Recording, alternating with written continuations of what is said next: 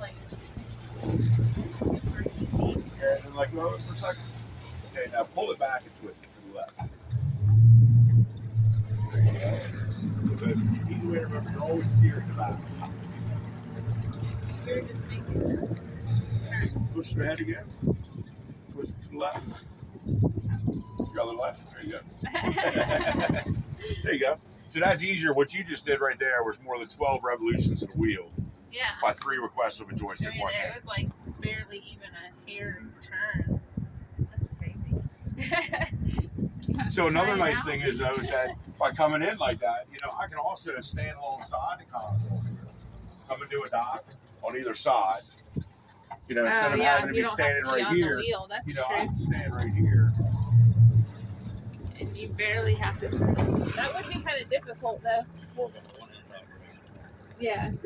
Yeah, try it out.